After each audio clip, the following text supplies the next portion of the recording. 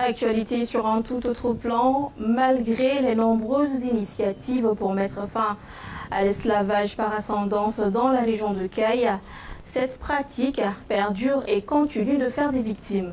Pour avoir simplement refusé d'être traitée d'esclave, une femme a été tuée à Lanigadjaga. Que s'est-il exactement passé?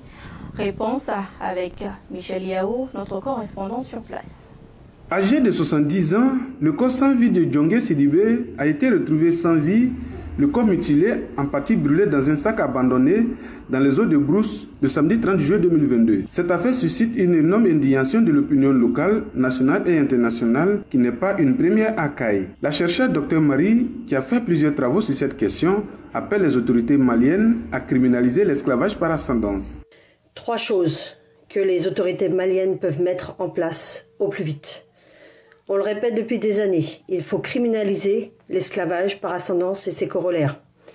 Une loi doit passer au plus vite, il n'y a plus d'excuses. C'est un geste fort qui doit montrer la volonté sans concession du gouvernement malien de la transition pour lutter contre ce fléau. Avec cela, il faut criminaliser l'apologie de l'esclavage et arrêter les propagateurs de haine, ceux qui en boucle sur les réseaux sociaux font l'apologie de ces crimes. Ils déversent leur propagande de haine, ils manipulent, ils incitent aux pratiques génocidaires. Ce crime en est le résultat. La tristement célèbre radio Mille Collines ne s'y prenait pas autrement. Un geste encore plus fort serait d'inscrire dans la nouvelle constitution malienne en préparation que l'esclavage est un crime contre l'humanité.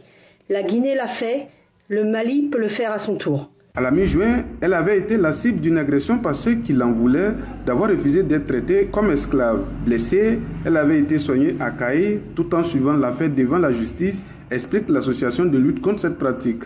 En avril 2020, plusieurs personnes avaient subi des représailles suite à leur refus d'avoir assumé un statut d'esclave dans cette même localité.